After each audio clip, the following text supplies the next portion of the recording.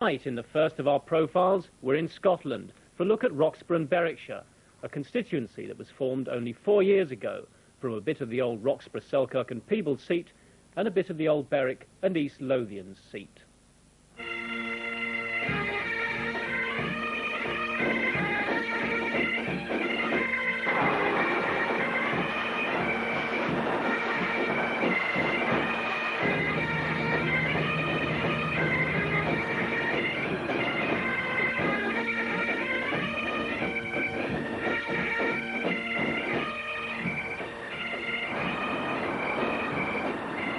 Well, that, in a whistle-stop tour, was Roxburgh and Berwickshire, the seat held in the last Parliament by Liberal Archy Kirkwood. 4 years ago, he defeated the Conservative candidate by over 3,000 votes. This time, the Tories are making it their #1 target seat in Scotland. Hello there. The man who's knocking on the door for the Conservatives is 25-year-old Liam Fox, a general practitioner who lives near Kelso. Put a doctor in the house is the rallying cry for this former Glasgow University student who wants to build on what he sees as the stability and success of Conservative government. I think there's no doubt that we're going to go into a third term of a Conservative government. I think in this constituency it's going to be vital, as in many others, that we give the constituency the best voice, and that voice is going to be a Conservative on the Conservative benches on the government side in the next Parliament. Now, the Conservatives are not generally terribly popular in Scotland. Does that worry you a lot? Well, I don't care really what's happening generally. I'm only worrying about what's happening in this constituency, and certainly we have got off to a great start in our campaign. We've never had such an optimistic campaign. We've got a lot of young people behind us, and our support seems to be picking up a lot from the last election. It's making us feel very good indeed. Help make your minds up. The candidate, who's also looking for more people to share his party's colours, is the Scottish nationalist Marshall Douglas. The SNP only polled 852 votes in 1983, but the audit manager from Peebles believes this time they're much better prepared. Jobs is his main theme, but will Scottish independence actually help employment? Oh yes, I think tremendously. The SNP have budget proposals which, with the establishment of an oil fund, would create over 200,000 jobs in a period of 6 years. It would take 6 years, but over that time it could create a lot more jobs. And with the creation of a Scottish export unit, we could do a lot to promote Scottish industry abroad and, you know, help exports generally, which create another 50,000 or so jobs. So unemployment is still a big issue in the constituency. Last year, a slump in the knitwear trade, which employs about 8,000 people in the borders, put large numbers on short-time working and led to the closure of one factory in Jedburgh. Things have picked up now, but Hawick is especially vulnerable to the ebb and flow of the knitwear business because so many jobs in the town depend on it. But it's Berwickshire, where the fishing town of Eyemouth is, that's feeling the roughest passage of job losses at the moment. Unemployment there stands at 16.4%, the worst figures in the constituency. For Labour's Tim Luckhurst, investment in the constituency is top priority. The former Peebles High School student, who was research assistant to Donald Dewar, the shadow Scottish secretary in the last Parliament, feels that money will come with a return of assisted area status. We need to get that assisted area status back to get some investment and put people back to work. There's 16% unemployment in Berwickshire alone at the moment, and that simply isn't tolerable in civilised society. We want to do something about that urgently. Do you think the Labour Party's plans for Scottish devolution are a vote winner? I think that for anybody who's seen how this government has treated Scotland, the dramatic loss of jobs, the appalling state of the health service and of our schools, devolution is obviously a key issue. A devolved assembly in Edinburgh with real financial powers, the powers to invest and the powers to build in Scotland, must be a vote winner and must be very popular with people who know that Mrs Thatcher simply doesn't care for Scotland. At 41, the elder statesman in this contest is Liberal Archy Kirkwood, who's been the constituency's MP over the last 4 years. A former Liberal spokesman on health and social security and Alliance spokesman on overseas development, he says his main aim has been to represent the borders at Westminster. But couldn't a government MP do that far better than one in opposition? This is a very interesting theory. I mean, it emanates straight from the Prime Minister, who thinks that everybody has to be one of us, and that if you're not one of us, you're one of them, and therefore are of no account. I think it's a very sinister theory of politics. I certainly don't find that that's the way it's worked. I think that any time that we've been able to put up an effective case to government, government responds positively. Of course there are constraints in finances, I understand that, and you can't win them all, and you don't expect to. But I think if you put up a proper constructive case, then I think the British government today should look at it on its merits and not from the political direction from which the case is being made. Whoever wins this seat will have fishermen, farmers, textile workers, pensioners, electronic workers, and many others to represent at Westminster. The constituency is a sprawling area of rolling hills, beautiful abbeys, and small villages, starting at the sea in the east and ending with Hawick in the west. In 1983, the Liberals took just over half the votes cast, pushing the former Conservative minister Ian Sproat into second place. But this is 1987. There's no doubt this will be one of the hardest fought constituencies in our region. Whether the tide turns against the Liberals on June the 11th remains to be seen. But the day of the so-called independent local councillor may be numbered. The picture at the district elections in May will look very different from the one following local government reorganisation in 1974. Then the Highlands and Islands, Dumfries and Galloway and the Borders were stiff with independent councillors. Of the 53 district councils in Scotland, 20 were controlled by independents. 10 years later, that had dropped to 16, and the number of independent candidates dropped more than 200, from 644 in 1974 to 402 at the last elections.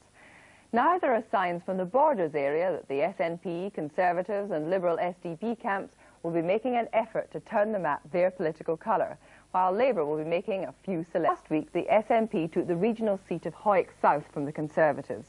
It had been regarded as a Tory stronghold, and that was the signal the SNP needed to launch an offensive in the district elections, but they'll have their work cut out.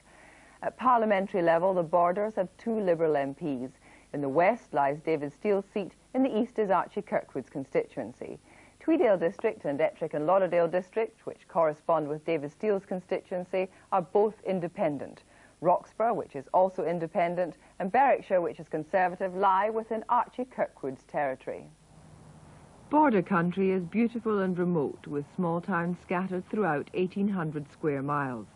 Like the border reivers before them, the inhabitants are a law unto themselves. They don't want politics imposed on them.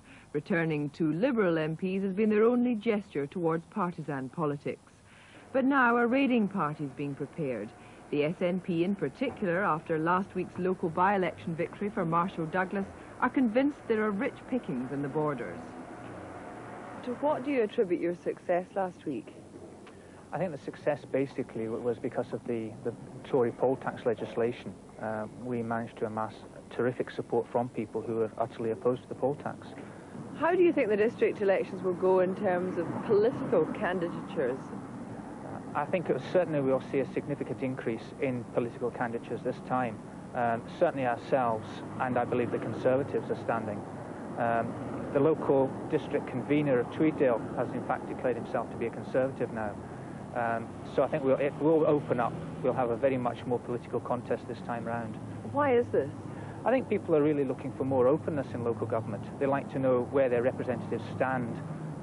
Local government now is suffering a lot from central government interference, and councillors have to make political decisions. And I think people are entitled to know exactly where their elected representatives stand on key issues. In Hawick, local councillor Bill Douglas is a fervent SNP supporter, but he's been an independent for 20 years.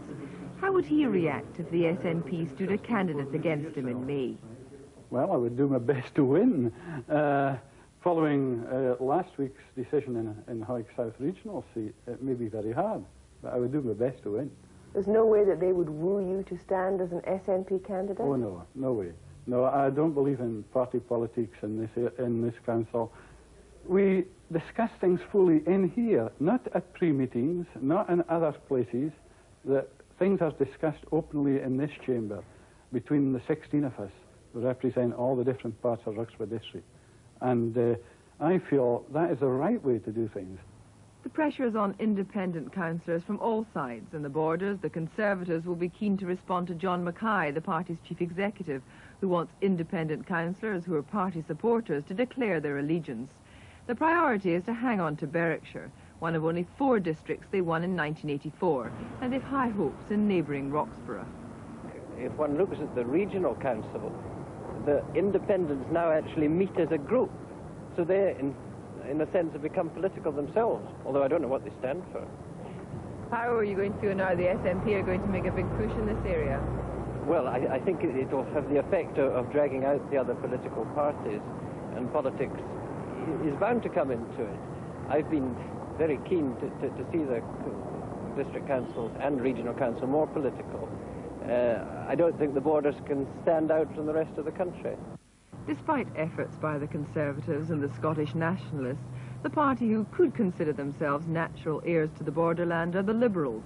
But there's a battle royal about to be fought over election tactics. Traditionally, Liberals have stood as independents. Riddle Dumble has been David Steele's agent for 18 years, but when it comes to representing the district and the region, he's an independent. A change of heart by Mr Dumble and others could return a Liberal SDP council. Next week, the Constituency Association will meet to review their strategy, but it's likely most Liberals standing will reject a Liberal ticket in May. We, as an executive and as a group, have agreed that district councils are not to be contested politically. David Steele has agreed with that view. If a Liberal is good enough for this area in parliamentary terms, why are Liberals not good enough for this area in local terms? We're not saying we're not good enough in local terms at all. What we're saying is that we're standing as individuals who are going to do the best for our community. But do you accept that with the SNP saying they're going to be standing candidates in as many wards as possible, the Conservatives making a greater push, that you might need to take on political colours? I don't think they're going to force us into doing anything. It would be a bad day when the Conservatives or the SNP force the Liberals into doing anything. It's my worry that we actually get left at the starting block, and that the Conservatives and SNP, who have said that they are going to field candidates in every single seat in Tweedale and Lauderdale, do get a head start on us in this one. And I hope that perhaps that will be the catalyst that starts them to put forward candidates, alliance candidates, in all seats for the next district elections. In the past, local elections in the borders have had all the hallmarks of a one-horse race. This time round, there may be as many as 5 candidates in some wards. In that event, the electorate may well opt for the independent devil they know. We're an independent crowd here, and I don't ever foresee that the political parties here will be so strong as to run council, and I hope that day doesn't come. Next Friday, I'll be returning to the borders when Scottish Question Time comes from Hawick. On the panel will be the local Liberal MP, Archy Kirkwood, Conservative councillor Brian Meek, the Labour Party chairman Bill Spears, and Susan Whiten, the Scottish nurse who was acclaimed for her heroism in Beirut. That's Scottish Question Time from the Town Hall in Hawick next Friday night at 10:20. And Left, Right and Centre will be back in 2 weeks' time. Meanwhile, have a good weekend. Good night.